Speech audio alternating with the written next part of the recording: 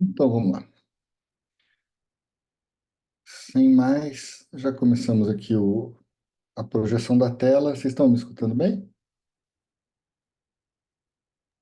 Sim, Tá, joia. Eu tô com a internet do celular, tá? Porque aqui deu problema no minha. Deu uma queda de energia que derrubou o modem. Mas enfim. Olha, eu não sei dizer para você. Eu acho que assim, se vocês estão com o PDF, para mim aqui é a página 112, né? Então, a gente está aqui no capítulo 6 nesse aqui, tá bom? E eu não sei qual que é na edição física, porque eu estou lendo por aqui, né? Então, se vocês forem buscar no PDF, coloca em geral, compreende-se e tal, que vai aparecer, ok? Então, vamos lá. Em geral, compreende-se que o princípio de realidade leva o indivíduo à raiva e à reação destrutiva. Quem que a gente poderia pegar aqui como uma autora que fala isso? Bastante. A Melanie Klein. Né? A gente está num texto já, assim, um texto maduro do Winnicott, ele já teve contato com a Klein e tudo mais. Então, enfim. Mas isso já era uma questão desde o Freud, né? Mas a Klein, ela desenvolve bastante essa ideia e fora da raiva, né? Ela está falando também da questão da inveja. Né? Mas vamos lá. Porém, minha tese é de que a destruição tem um papel na construção da realidade. Lembra que a gente sempre fala da construção da realidade no Winnicott? Então, a raiva tem esse papel importante. Por quê? Porque fala assim, o papel na construção da realidade colocando o objeto fora do self, né? Ou seja, através dos mecanismos da raiva, a gente coloca o objeto para fora do self e permite, então, que esse objeto que era, né, algo assim unido de forma simbiótica, né, com esse psiquismo assim ainda onipotente, né, com as defesas onipotentes, né, através da frustração que a realidade traz e da raiva, né, a gente faz então uma projeção desses objetos maus, né, para fora. Né? E aí, então, a gente começa de fato a criar um dentro e um fora, né? Um sujeito e um objeto. Ou seja, a gente começa, a partir da raiva, de fato, a construir um outro, né? Esse que de fato é outro, tá? Não é esse outro, assim, cheio de projeções, cheio de identificações, mas é esse que não se dobra ao meu desejo onipotente, ok? Então, não se dobrando ao meu desejo onipotente, vai receber minha raiva, mas ao mesmo tempo vai passar a ser reconhecido com o tempo como de fato algo que está fora desse eu mesmo, tá bem? Ou desse self. Mas para que isso aconteça, são necessárias condições favoráveis. Trata-se simplesmente de examinar o princípio da realidade com força plena. Do meu ponto de vista, estamos familiarizados com a mudança por meio da qual os mecanismos de projeção permitem que o sujeito tome consciência do objeto. Isso não é o mesmo que afirmar que o objeto existe para o sujeito como resultado dos mecanismos de projeção deste. À primeira vista, o observador usa palavras que parecem se aplicar a ambas as ideias de uma vez e ao mesmo tempo. Mas examinando de perto, percebemos que essas duas ideias realmente não são idênticas. Esse é o alvo deste estudo. Esses barulhinhos que estão fazendo, gente, que eu estou tendo umas quedas de energia aqui, sabe? Então eu estou com um computador, ó, tá vendo? Dá umas escurecidas de vez em quando. É esse meu bairro aqui que acontece isso direto. Bom, então do que a gente está falando aqui? A gente está falando que, então, o mecanismo da raiva, eles servem, não é, nessa constituição do outro enquanto um outro mesmo. Tá? Eu uso esses termos porque a gente, muitas vezes, está com nossos pacientes e eles estão falando de outros, mas, na verdade, eles não estão falando de outros, eles estão falando de um outro completamente cheio de projeções deles mesmos. Né? Então, quando que a gente pensa num outro que é outro mesmo, né? Em primeiro lugar, é preciso que a frustração, né, dê lugar ao princípio de realidade, né? E a raiva favorece esse processo. Então, gente, pensem que a gente pode ter assim duas formas, né? Duas maneiras de pensar a pulsão de morte, fora do Winnicott, né? Mas uma maneira é essa do sentimento oceânico, né? Essa da mistura do eu no mundo, né? Ou seja, no fundo, eu mesmo sou o mundo. Então, uma pulsão de morte seria, de certa forma, uma queda, né? Na onipotência originária. Então, eu tenho uma onipotência originária e sempre eu tenho essa tendência a querer voltar para lá, voltar para esse lugar onde eu sou onipotente, ou no fundo, onde eu sou o mundo, né? E aí, isso parece muito com a ideia do sentimento oceânico do Freud, no qual a gente tem essa questão de, bom, eu me dissolvo no oceano, né? É como se eu pego um copo de água que está então contido, né, por um copo, e aí de repente essa água eu jogo ela no mar, eu me dissolvo no mundo. Então, eu, água, sou a água do mar. Percebe? Então, agora aqui, o que a gente está dizendo é, tem uma outra coisa. Tem um outro princípio que busca manter a existência desse copo de água cheio, enquanto um copo de água cheio, não é? E que vai querer se reunir com outros copos, percebe? Com outros continentes, sem perder, não é? Essa unidade. E isso a gente vai chamar de libido, tá? A questão é que aqui para o Winnicott, a gente não vai chamar, enfim, não só para o Winnicott, né? Para todos os outros, a ideia também da pulsão de morte, muitas vezes passa pela questão da agressividade, como se a agressividade ela buscasse ao contrário da libido, que busca reunir objetos, a pulsão de morte seria então algo da ordem de se desfazer dos objetos, de se fragmentar, certo? Então, a questão é que para o Winnicott isso não tem um sentido negativo. Não é uma coisa assim que, bom, a pulsão de morte é uma coisa ruim e nem merece o nome de pulsão de morte. Por quê?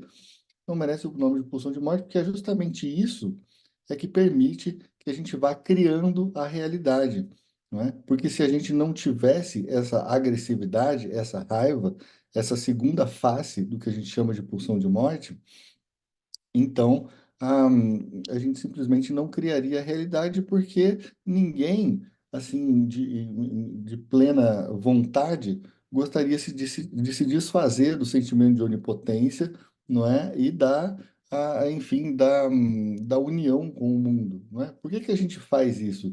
Porque, bom, o nosso sentimento de onipotência, ele não se comprova empiricamente, não é? Então, o que que acontece quando a gente tem um sentimento de onipotência?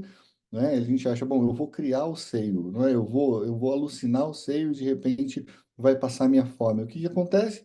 A fome não passa. E se a fome não passa, eu me frustro. E se eu me frustro, eu sinto raiva, não é? E essa raiva é justamente o que me permite entender que esse seio está fora de mim. E se eu vou querer, de fato, esse seio para parcialmente resolver o meu problema, eu preciso então me dobrar ao princípio de realidade. No fundo, a gente se dobra ao princípio de realidade, a gente não deseja, né? O princípio de realidade ele é sempre incômodo, ele é sempre um problema, mas é aquela coisa de, bom, já que eu não consigo fazer isso de uma forma onipotente, o que que eu vou precisar fazer? Eu vou precisar me dobrar às regras que vêm do mundo. Por exemplo, eu consigo entender que eu preciso criar signos, que eu preciso criar sinais de alguma forma para sinalizar o meu descontentamento e assim conseguir resolver as questões do meu princípio do prazer, tá? Então, o princípio do prazer precisa se dobrar ao princípio de realidade. Senão, não é, você não consegue lidar com as frustrações de uma forma que isso venha a ser simbolizado ao invés de voltar no real, entende? Porque se a gente não cria esse simbólico, o que vai acontecer, é claro, é uma psicotização do sujeito, e essa psicotização vai fazer então com que o desejo, não é, desse ser que ainda cai demais no mecanismo da onipotência, não é? Vá fazer então com que ele o tempo inteiro se fragmente, né? O tempo inteiro ele se fragmente justamente porque ele não consegue resolver as questões da realidade, tá? Porque a realidade, o que que é a realidade, gente? A realidade é justamente esse conjunto simbólico que a gente vai criando. Então, a gente só vai precisando criar a realidade quando a gente não tem acesso ao objeto em si. Entende? Então, assim, quando a gente tem acesso ao objeto em si, é quando a gente fala que a gente está numa relação simbiótica com o objeto, ou seja, a gente está grudado com o mundo. Entende? E quando eu percebo que eu não estou grudado com o mundo funciona de uma forma totalmente alheia a mim mesmo, né? E eu preciso me adaptar a ele, então eu preciso começar a simbolizar o mundo. Ou seja, e essa simbolização do mundo que me permite, então, a criação disso que a gente vai chamar do nosso simbólico. A gente vai criando, a gente vai se conformando e entrando numa certa cosmologia, sendo a cosmologia a reunião de todos os signos possíveis dentro, não é, de uma cultura.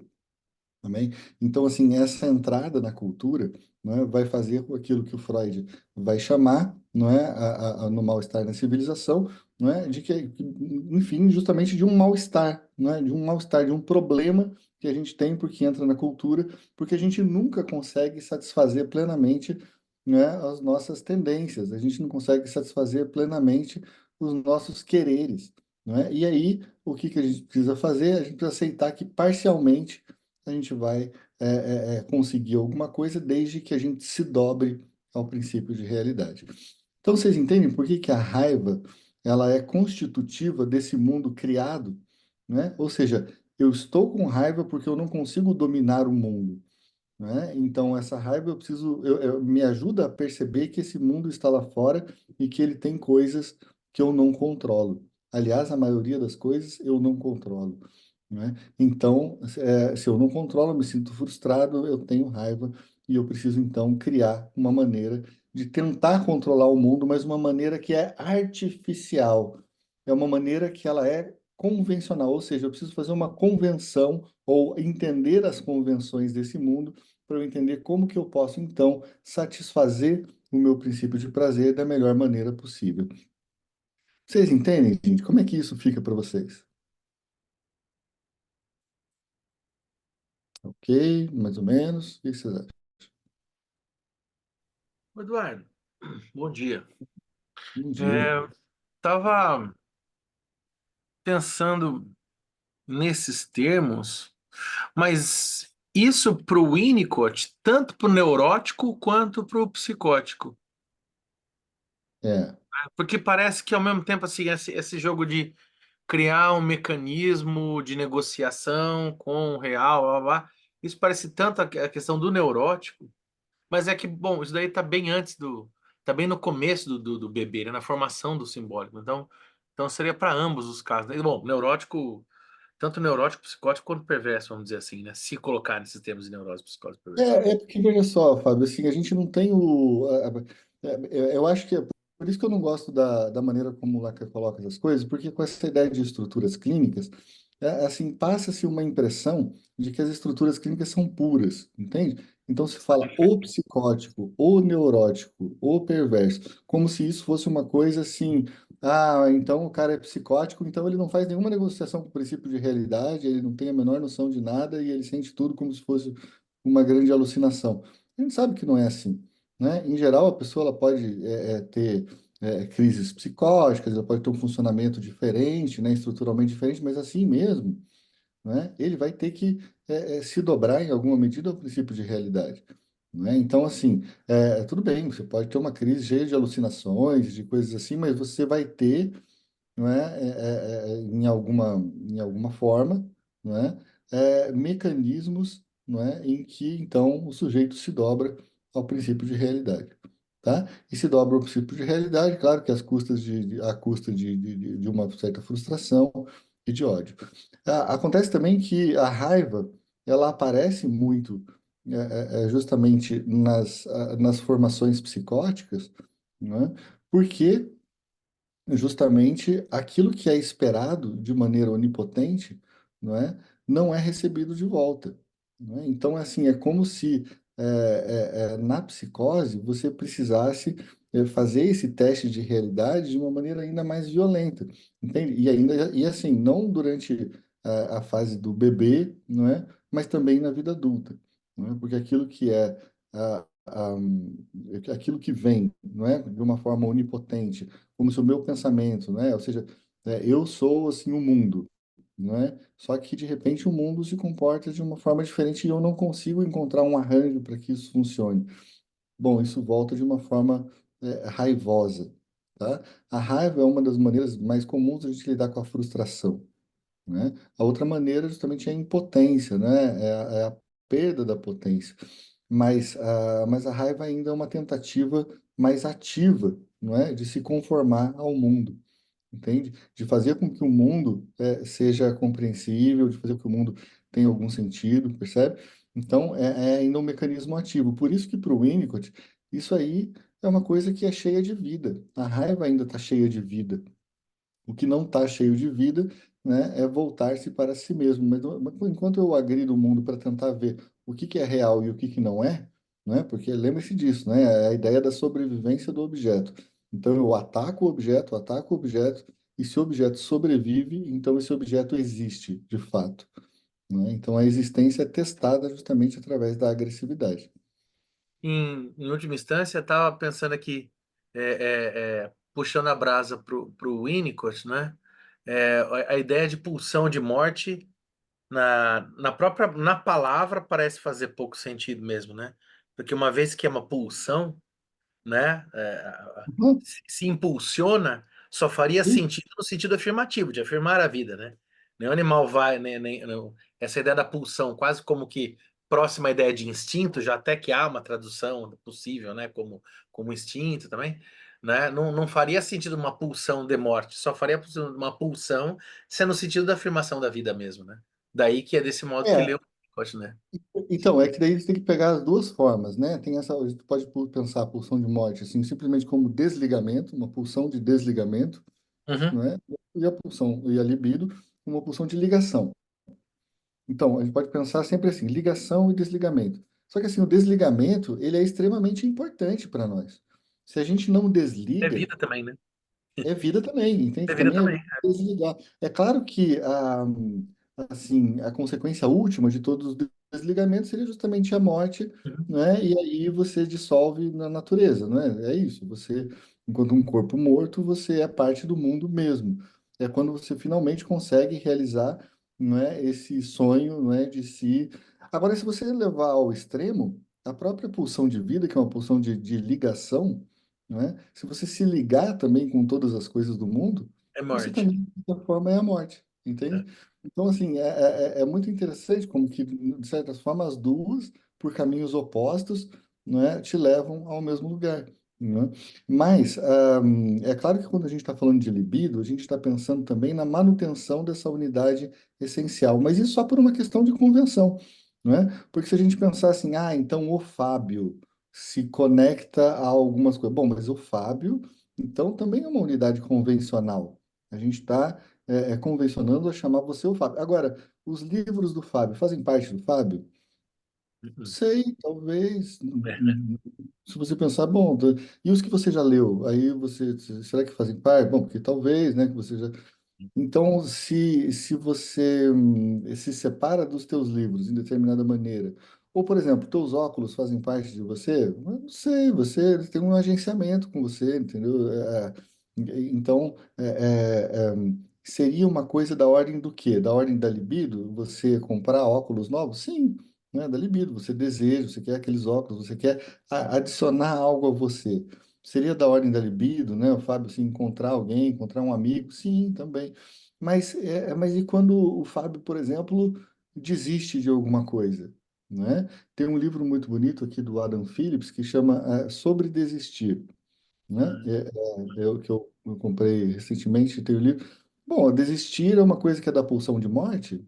Não sei, talvez, mas é que se a gente não desiste de algumas coisas, se a gente não se desliga de algumas coisas, realmente não tem como a gente fazer com que a nossa vida vá adiante, porque você não tem lugar para o próximo desejo. Então, a primeira coisa que a gente precisa desistir na vida é justamente do quê? Da nossa onipotência, né? Dessa ideia psicótica, né? Que é essa ideia de que nós somos o mundo, né? E aí, para isso, eu vou ter que criar unidades. Então, em primeiro lugar, eu vou precisar criar uma categoria que é dentro e fora, né? Tem o que está dentro de mim e o que está fora de mim. E esse que está dentro e o que está fora também é uma construção, né? A gente não sabe bem o que está dentro e o que está fora da gente, né? Então, por exemplo, não sei se vocês já tiveram essa sensação, mas assim, por exemplo, você tem uma casa que é arrombada, né, e roubada e uma série de coisas assim. Bom, para o nosso psiquismo, isso não é também assim uma invasão a nós, não é? Ah, não é uma invasão, você se sente invadido. Mas por que que você se sente invadido? Foi a casa que foi invadida? Não, mas essa casa, de certa forma, também é você. Por que que a gente, quando sonha, às vezes a gente sonha nesses termos, né? Tinha um ladrão tentando invadir minha casa. Pô, bom, o ladrão tentando invadir sua casa, é claro, né? É esse senso do que é dentro, o que é fora, é uma construção simbólica. Então, para nós, por exemplo, alguém invadiu o meu país, né? Imagina que você está lá vivendo na Ucrânia e de repente entram as tropas russas. Isso não é uma invasão a nós? A nós, né? Então a gente pode até dizer, isso não é uma invasão ao meu eu, mas eu não sei se não é, sabe? Como é que você vai sonhar sobre isso, né? De que maneiras que a gente pode ser invadido ou não, de que maneiras a gente cria o dentro e fora. E aí é claro que a gente vai então lançar a mão desses mecanismos da raiva, né? A raiva do ladrão, a raiva do invasor estrangeiro, a raiva é esse que invade o meu espaço e, de certa forma, invalida minhas construções daquilo que é dentro e daquilo que é fora. Percebe? Agora, isso tudo vai fortalecer a ideia de que a nossa identidade é uma identidade que ela é criada, em primeiro lugar, não é? E que depende das nossas formulações convencionais daquilo que é dentro e daquilo que é fora. Aquilo que é dentro é o que eu me identifico. hum? Então, eu me vejo no país, eu me vejo na casa, eu me vejo no meu corpo, não é? Agora, a gente faz uma coisa que é meio estranha na nossa cultura, que é fazer com que a nossa identificação ela seja coincidente com o nosso corpo. Tanto é que os nossos institutos de criminalística, em primeiro lugar, como é que eles fazem para te identificar? Eles tomam a sua fotografia do seu corpo, a sua impressão digital, não é? E de certa forma esse é você. Mas vamos tentar imaginar que com o tempo passando a gente está caindo em um outro paradigma, que não é mais o paradigma criminal do século XIX, não é? Do Bertillon, não é? Do Galton. A gente está caindo numa coisa que é diferente. A gente está caindo numa ideia de que o nosso comportamento é o que vai criar o que é o seu eu. E no fundo, o seu eu não é o eu individual, mas é um eu que tem a ver com o indivíduo, aquela coisa da sociedade do controle. Então, por exemplo, se você tem um certo padrão de entrar na internet, né? A pessoa entra na internet, quais são os sites que ela acessa, que tipo de pornografia que ela consome, que tipo de compras que ela faz, que tipo de coisa. Ou seja, isso já leva para fora do corpo, mas leva assim para o comportamento, não é? E aí também eu acho que talvez seja até uma tese para a gente pensar sobre a importância que a contemporaneidade dá para, enfim, para a psicologia comportamental, né? Que é essa ideia de que então esse eu é assim, sou quem eu como eu me comporto, né? O que importa é que esse comportamento ele diz de mim, certo? Agora, quando a gente está falando em psicanálise, a gente está pensando assim nas nossas pulsões e nas nossas relações objetais, não é? Então, quando a gente fala assim do sujeito em psicanálise, a gente está querendo dizer justamente, tá, então se eu não sou o meu corpo, se eu não sou o meu comportamento, então o que que eu sou? Bom, eu tendo a tentar ver naquele meu paciente as forças que o compõem, esse lugar de passagem que é ali essa coisa que a gente chama de sujeito, tá? Então, o sujeito ele pode ser justamente essa relação dialética, não é, desse dentro com o fora no mundo, mas uma série de outras relações dialéticas que a gente tem discutido lá naquele curso dos sujeitos da psicanálise, né? Que a gente vê como para vários autores tem questões assim diferentes, né? Mas que no fundo se juntam, né? Com essa ideia e sempre o dentro e fora tá dentro disso, né? Enfim, tá ligado a essa questão. Eu não sei se eu só compliquei ou se valeu de alguma coisa. Tá ok? Nossa, muito legal, Eduardo. E só uma coisa, não sei se vocês estão sabendo, mas hoje vai ter uma entrevista com o Adam Phillips sobre esse livro, às Ah, que 3. legal. Eu vou Ah, compartilhar no grupo depois, na Folha. poxa, obrigado, Júlio. Nossa, esse livro é muito legal, é muito bacana mesmo, né? É uma forma da gente pensar também, porque o Adam Phillips, eu gosto dele, que ele é um escritor. Assim, se eu pudesse escolher ser um escritor da psicanálise, eu queria ser o Adam Phillips. Por quê? Porque ele é um cara que ele faz uma coisa que eu acho muito legal, que é transformar um assunto que é muito difícil numa coisa que é muito cotidiana, muito corriqueira, sabe? E eu acho isso assim uma coisa maravilhosa. Tem um outro autor que faz isso também, né? Mas aí mais na área enfim, do Deleuze, né? E tal, que é o Cláudio Piano, né? Já falecido e tal, mas um autor que eu acho maravilhoso também. Vocês podem escrever Acervo Cláudio Piano, tem lá as aulas que ele dá. E assim, eu acho muito isso a coisa do professor, né? Como que, no fundo, o professor ele tem que ter essa virtude, né? De poder explicar coisas difíceis de uma forma que você não barateie o conteúdo, né? Não torne aquilo uma coisa boba, mas ao mesmo tempo você consiga tornar aquilo de uma transmissão um pouco menos dolorosa, né? Então, bom, mas é isso. Então, mas vamos refletindo junto aqui, tá, gente? Eu vou continuando aqui e a gente vai falando. Então, nesse ponto do desenvolvimento, o sujeito cria o objeto, ó, cria o objeto, no sentido de que descobre a existência da externalidade. E aí é aquela dualidade que a gente fala, né? O sujeito ele cria o objeto na medida em que ele descobre o objeto. Então, como criar é uma coisa e descobrir é outra. Mas o Winnicott fala, há um paradoxo aí, porque o sujeito ele cria e descobre o objeto no mesmo momento, tá? Então, eu preciso acrescentar que essa experiência depende da capacidade da sobrevivência do objeto. É importante dizer que, nesse contexto, sobreviver significa não retaliar, né? Porque se retaliar é como se você tomasse, então, a identificação projetiva que você lançou sobre o objeto e o objeto volta para você como um objeto persecutório, né? A Klein vai falar muito isso. Então, você ataca o objeto e o objeto te ataca de volta.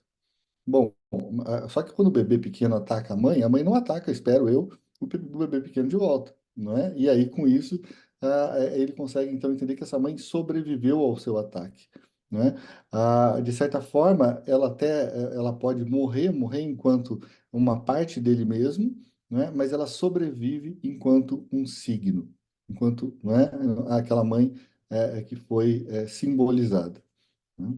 Simbolizado é ruim porque na semiótica não seria um símbolo isso aí, mas enfim, tudo bem.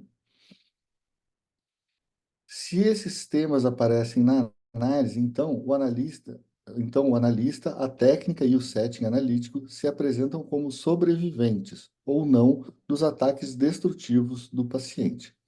Essa atividade destrutiva é a tentativa dele colocar o analista fora da área de controle onipotente, ou seja, como parte do mundo, né? Então, o paciente que ataca o analista está tentando fazer com que esse analista tenha um lugar na realidade, né? E, de certa forma, com isso, ele salva o analista dos seus objetos maus internos, percebe?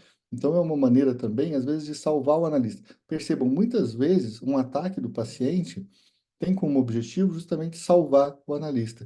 Eu vou falar para vocês, tem uma coisa que faz parte da agressividade do paciente, que muita gente se preocupa, por exemplo, com as faltas do paciente ou com o não pagamento do paciente. É uma agressividade? É. Mas o que essa agressividade pode ter por trás? Pode ter por trás justamente um ataque para livrar esse, e para salvar o analista dele mesmo. Entende? Salvar o analista dele mesmo. Então, muitas vezes, quando alguém começa a se aproximar desse analista e sentir as relações transferenciais de uma forma amorosa, qual que é a relação que ele tem com aquilo, e falar assim, eu preciso salvar essa pessoa que eu estou começando a amar de mim mesmo, né? Porque eu tenho muitos objetos maus, tá? Isso faz parte do mecanismo da transferência, gente. E as pessoas comem muita bola com isso. Elas acham, essa pessoa está me tratando mal, ela não me respeita. Calma, gente, a gente é analista, então, pelo amor de Deus, vamos ter um pouquinho de noção sobre os ataques que a gente recebe e vamos sobreviver a esses ataques, tá bom? Então, sem a experiência, não, essa atividade destrutiva é a tentativa dele colocar o analista fora da área de controle onipotente, ou seja, como parte do mundo. Sem a experiência da destrutividade máxima, objeto não protegido, o sujeito nunca coloca o analista para fora e, portanto, vivencia apenas uma espécie de autoanálise, em que o analista é usado como projeção de parte do self. Assim, em termos de alimentação, o paciente consegue se nutrir apenas do self, sendo incapaz de usar o seio para engordar. Olha que interessante isso. Então, vocês estão sendo o analista seio ou o analista self, né? Porque se você é só um jogo de projeções do paciente, e como é que a gente faz para a gente não ser um jogo de projeções do paciente? Negando a demanda. e, sobretudo, negando a demanda dessa identificação projetiva que o paciente lança em nós. Então, por exemplo, se ele está tendo uma atitude agressiva, como, por exemplo, faltar ou não pagar, bom, a raiva do analista é justamente aquilo que mostra que o analista faz parte dele mesmo, porque ele está se comportando conforme o que era esperado, não é? Então, aquilo volta e favorece a continuidade dos processos de onipotência do paciente. Se você quer justamente romper com isso, você precisa surpreender o paciente. Olha, não, eu não senti, não peguei. Inclusive, eu entendi que você está, né, fazendo um tipo de agressão para me livrar dos seus objetos internos e tal. Enfim, você pode fazer de várias formas, né? Mas a interpretação, ela muitas vezes tira a ansiedade do paciente, justamente porque essa ansiedade, ela está esperando que essa agressividade vá ter um retorno numa retaliação. Mas o retorno na retaliação é justamente o que comprova que você era de fato parte do self do paciente. Entende? Então, porque você volta como objeto persecutório. Vamos lá. Ele pode até desfrutar da experiência analítica, mas não passará por uma mudança fundamental. E se o analista é um fenômeno subjetivo, o que dizer da eliminação de dejetos? Não é? Outro tema bem kleiniano também. Outro enunciado é necessário em termos de aproveitamento. Na prática psicanalítica, as mudanças positivas surgidas nessa área podem ter efeito profundo. Elas não dependem do trabalho interpretativo, mas da sobrevivência do analista aos ataques que envolvem e incluem a ideia da ausência de retaliação. O analista pode encontrar dificuldades para superar esses ataques, em especial quando são expressos em forma de delírio ou de uma manipulação que o leva a fazer coisas tecnicamente ruins, né? A gente pode pensar na identificação projetiva. Refiro-me a isso como algo que não é confiável em momentos em que a confiabilidade é tudo o que importa, ou como sobrevivência, em termos da manutenção da vida e da ausência de retaliação. O analista sente vontade de interpretar, mas isso pode prejudicar o processo, e o paciente pode ver isso como um tipo de autodefesa, como se o analista se esquivasse do seu ataque. É melhor esperar até que essa fase termine, né, do ataque, e só então conversar com o paciente sobre o que aconteceu. Ou seja, aqui, gente, eu acho que ele está dando uma dica técnica muito importante, que é: vamos tentar fazer as coisas a frio e não a quente. Porque quando você faz uma coisa a quente, por exemplo, uma interpretação, por exemplo, a pessoa está fazendo isso naquele momento, né? Tá, por exemplo, chegou atrasado na consulta. E se você faz essa interpretação na hora que o paciente acabou de sentar no divã, alguma coisa assim, o que acontece é que você, de fato, está. Pode ser interpretado como uma retaliação sua, né? Ou seja, então tá bom, eu cheguei atrasado, ou seja, eu te agredi, mas, por outro lado, você já me agrediu de volta agora, né? Então você está agindo na forma de uma retaliação. O que poderia ser feito? Não, você espera passar e tal, e aí no momento em que isso já não é mais uma questão na sessão, o paciente se sente bem, você fala: mas você reparou que hoje você chegou atrasado? E aí você pode talvez fazer a interpretação, mas uma interpretação a frio, percebe? Então, assim, algumas coisas precisam ser respondidas a quente, mas as interpretações, na minha opinião, deveriam ser feitas, em sua maioria, a frio, não porque o assunto já passou, pelo contrário, o assunto tem que estar lá, mas só para que eles não sejam vistos enquanto retaliação. Ok? Faz sentido para vocês? E é interessante isso, que não que é no sentido de deixar que essa agressividade continue fluindo, né? Só que ela Isso, se desloque, né? Porque exato. tem a possibilidade de querer estancar ou de querer racionalizar, mas eu percebo, Isso. assim, pelo que eu estou pensando aqui, né? Algo de suportar, suspender, para que Isso. continue existindo, mas que Uhum. possa fluir por outros caminhos. É Isso, por aí? porque, veja, com a lógica que o Winnicott está falando, a ideia é: quando você tem uma demonstração de agressividade, e aí o objeto não vai retaliar, o que vai acontecer? O normal é que o psiquismo entenda: não, ele não está retaliando porque ele está fora de mim, ele não está dentro da minha cabeça. Então, essas coisas que eu estou gritando. Veja só, gente. Quantas vezes vocês não tiveram, assim, amigos, amigas, parceiros amorosos e tal, que estão fazendo projeções em vocês de coisas que fazem parte da agressividade deles, por exemplo. Ah, porque você é horrível, porque você me odeia, porque você não me ama, porque você não sei o quê. E aí você fica olhando e de repente você tem duas coisas. Ou você começa a brigar de volta, que é o comum nas relações, né? E que não tem a ver com a análise, então, ou seja, é uma retaliação. Ou você fala, olha, desculpa, querido, mas assim, isso não é meu mesmo, assim, você está falando de coisas que estão na sua cabeça. Mas isso é você, entende? Então, é você que está me dizendo que eu te odeio, mas eu não te odeio, não tenho problema nenhum, inclusive, com o que você está dizendo. Ou seja, E esse é o tipo de resposta numa briga de casal que vai fazer com que a pessoa volte mais pistola da vida ainda, né? Diga-se de passagem. vai porque o que que Aí, acontece no casal? Um casal é um problemão porque o casal é uma união simbiótica. E a pessoa, tudo que ela quer é não sair da união simbiótica. Então, quando você mostra que você de fato é outro, isso causa ainda mais raiva, entende? Agora, a ideia é, um casal maduro é aquele casal que consegue um reconhecer o outro como o outro mesmo, né? Assim como um par do analista ia analisando já num período mais avançado da análise. Então, o que que eu diria? Que desde o começo do relacionamento é muito importante que sempre fique claro, não, olha, o outro é o outro mesmo, e você está falando de mim, mas você não sabe de mim. Assim, de mim é aqui na minha cabeça, né? Você pode supor, você pode fazer as suas questões, mas você, em geral, vai estar projetando, né? O que que é? O que que está acontecendo? O problema é que as pessoas, elas entram no jogo e aí elas vão retaliar, né? E aí, no jogo da retaliação, aí pronto, aí acabou. Aí vira de novo aquela união simbiótica no meio de duas pessoas se embolando, né? Duas pessoas se embolando e vira uma união simbiótica de alucinada, total, né? E É nesse uma sentido, como é psicossocialização. importante o analista perceber esse impulso de retaliar também, né? Não no lugar Muito. de negar, né? Eu estava lendo o diário Ah, clínico do muito. Ferenczi e ele Nossa. trazendo assim, né? Tipo, hoje eu tô num puta tédio, né? É, E hoje eu não tô afim, tô achando ou curioso o que está me sendo dito, é, né? É terrível. me veio raiva dessa pessoa que eu tô atendendo, né? A importância, porque senão entra nesse imbróglio também, né? O analista talvez como self, não como seio, né? Aí é Isso. esse enrosco. O analista está participando, né, ali como alguma. Exatamente. Por isso que a partir do Ferenczi, né, vai se criando toda uma linha na psicanálise que dá tanta importância para a contra-transferência, entende? A contra-transferência te coloca nesse lugar, né, em que você entende o que está te acontecendo, e fala, olha que interessante, está me colocando nesse lugar e eu estou ficando com raiva.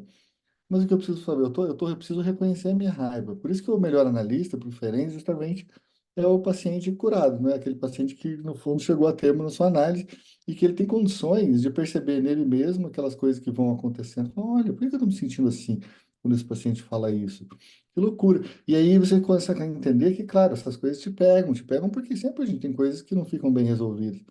Então, e aí que está a ideia, inclusive, do paciente curado, vamos dizer assim, entre aspas, mas é a ideia de que o paciente curado não é aquele que nunca sente nada de negativo ou ruim e tal, muito pelo contrário, é aquele que sente, mas consegue perceber e fazer alguma coisa com isso, né? Alguma coisa que não seja tão é, é, é, ruim para ele, né? Então, mas enfim, ele consegue, sobretudo, se colocar como um outro no mundo, não é? É um outro.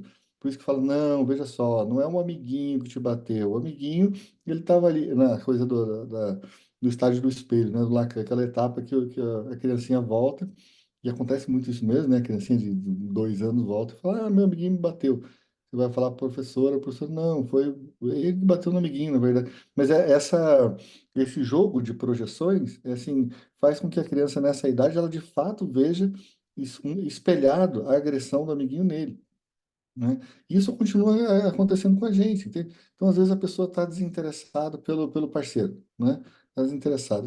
Aí ele vai lá para o parceiro e fala, ah, você está desinteressado em mim.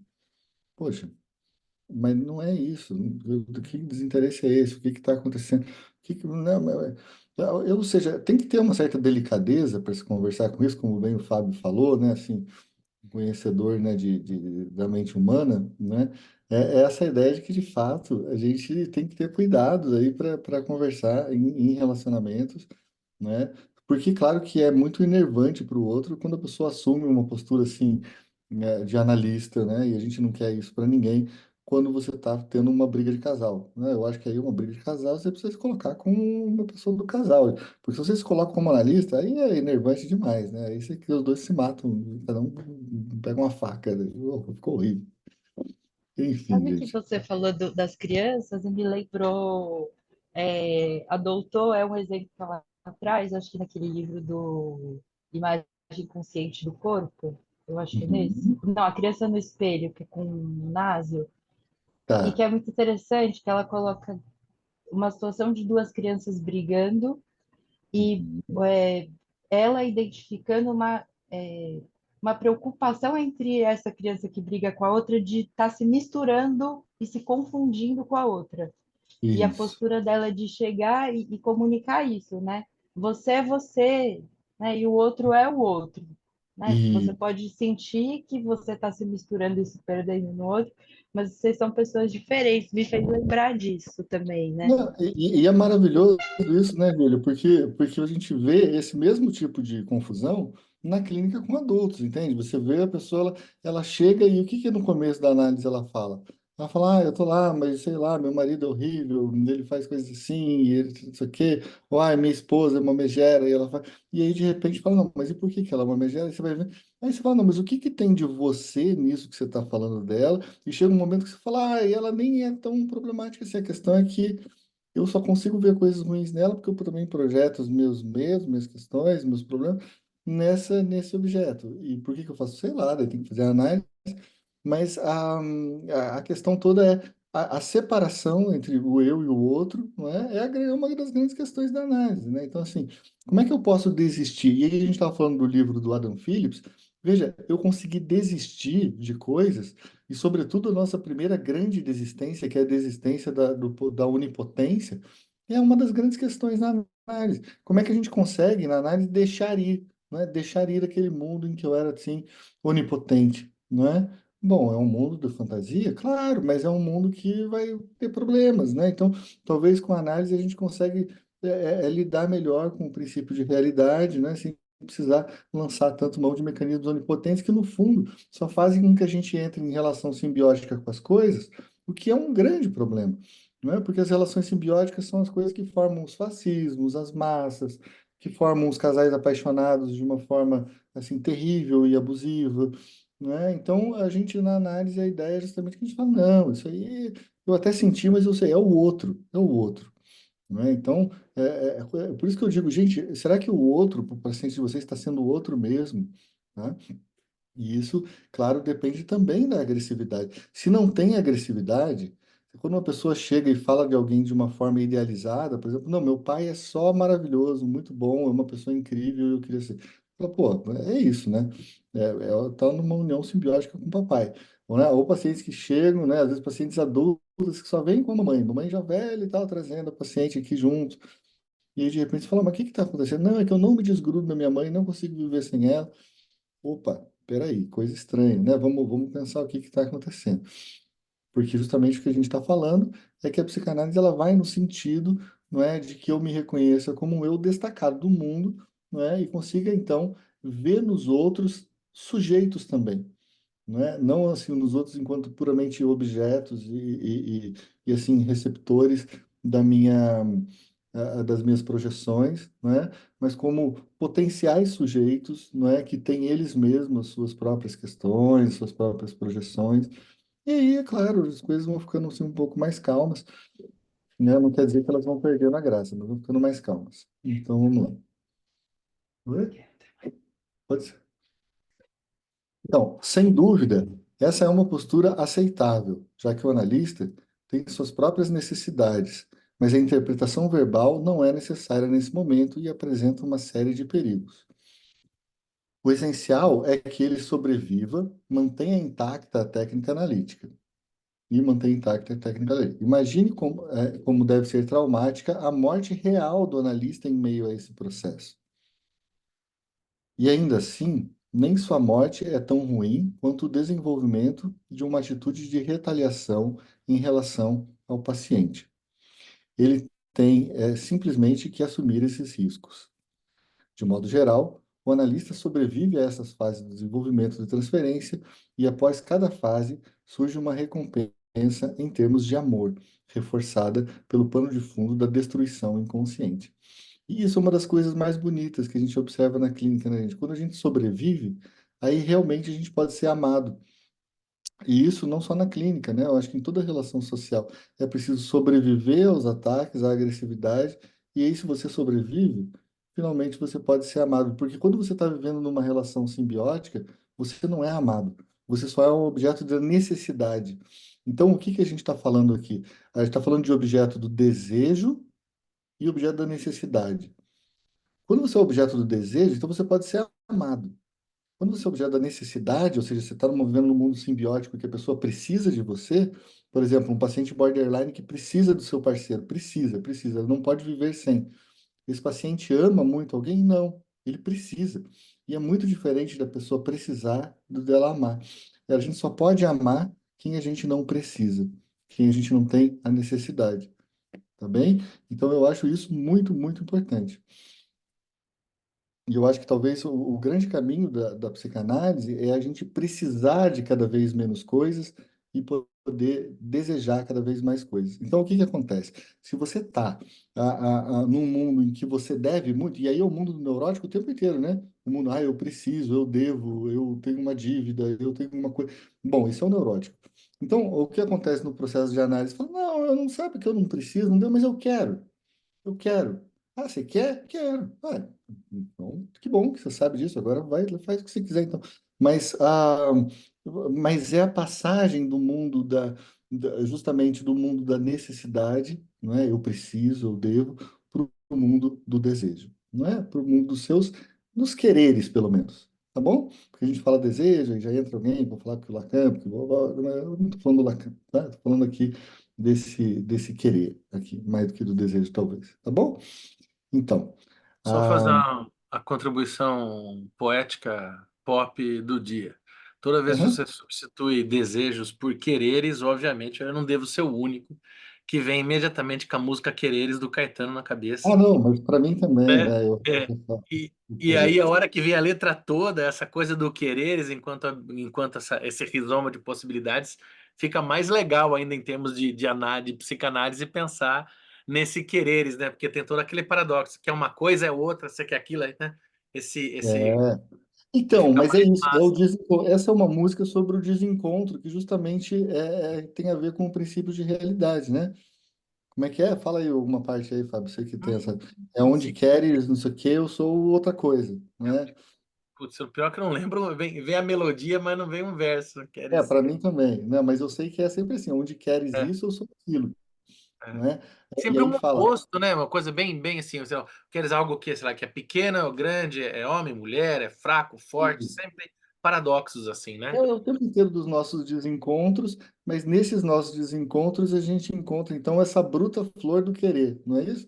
Então essa Puta, bruta flor do querer eu acho muito, muito bonito, muito importante, porque é justamente, tá, você queria uma coisa, mas eu não respondi a sua demanda. Eu não posso responder a sua demanda, eu sou outra coisa, sabe? Então você quer uma coisa, mas eu sou outro, entende? E aí, bom, surge então essa bruta flor do querer, porque justamente é uma bruta flor, entende? É uma questão que pode até ser bonito, mas ela é angustiante, mas é o que a gente tem, né? E se não for isso, é um querer que não é querer, é uma necessidade, entende? No fundo, se eu respondo, ou seja, é, onde queres coqueiro, não sei o quê, se você é o coqueiro, se você de fato, você quer coqueiro, eu sou o coqueiro, qual o problema disso? É que daí então você vai viajar que de fato eu sou o fruto do seu querer. Então, assim, eu sou um pedaço seu, mas eu não sou um pedaço seu, eu sou outra coisa. Então é muito importante a gente estar o tempo inteiro dizendo, mas é que eu sou outra coisa, né? Então o analista faz isso o tempo inteiro dizendo, então, querido, pois é, você queria que eu te falasse isso, se você casa, se você compra uma bicicleta, mas é que eu não sou isso, eu sou outra coisa. Sabe? Eu nunca estou no lugar onde você me coloca, né? Então, assim, isso é muito importante. Bom, vamos lá. Então, sem dúvida, essa é uma postura aceitável. Só para a gente terminar aqui, né, gente? É uma postura aceitável, já que o analista tem suas próprias necessidades. Mas a interpretação verbal não é necessária nesse momento. Apresenta uma série de perigos. Essencial é que ela sobrevive e mantém intacta a técnica analítica. Imagine como deve ser traumática a morte real do analista em meio a esse processo. Ainda assim, nem sua morte é tão ruim quanto o desenvolvimento de uma atitude de retaliação em relação ao paciente. Esse tem simplesmente que assumir esses riscos. De modo geral, o analista sobrevive a essas fases do movimento de transferência, e após cada fase surge uma recompensa em termos de amor, reforçada pelo pano de fundo da destruição inconsciente.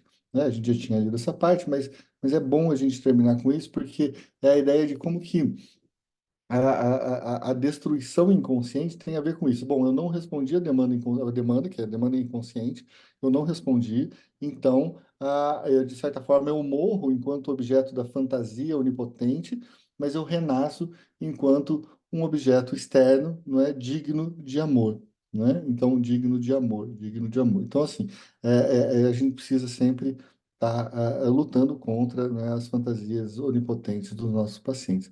Pessoal, eu achei bem interessante hoje, eu gostei das reflexões que foram surgindo aí, né? Acho que a gente vai avançando, vocês veem que aos poucos, mas estamos aí, não é? Claro, ler esse livro, cada um poderia fazer sozinho, mas eu acho que essas nossas conversas aqui dão uma enriquecida, assim, acrescentam uns elementos a mais. Então, vamos continuar.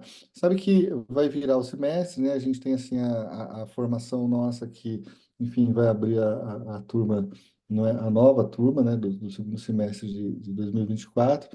E assim, essa é uma leitura que vai continuar, né? É uma leitura que a gente vai continuar fazendo assim nas quartas-feiras e tal, tranquilamente, né? E, enfim, depois dei uma olhada lá na grade dos cursos novos, né, do segundo semestre, mas eu quero continuar, até porque a gente está aqui, o quê? Deixa eu ver, é Então, 114?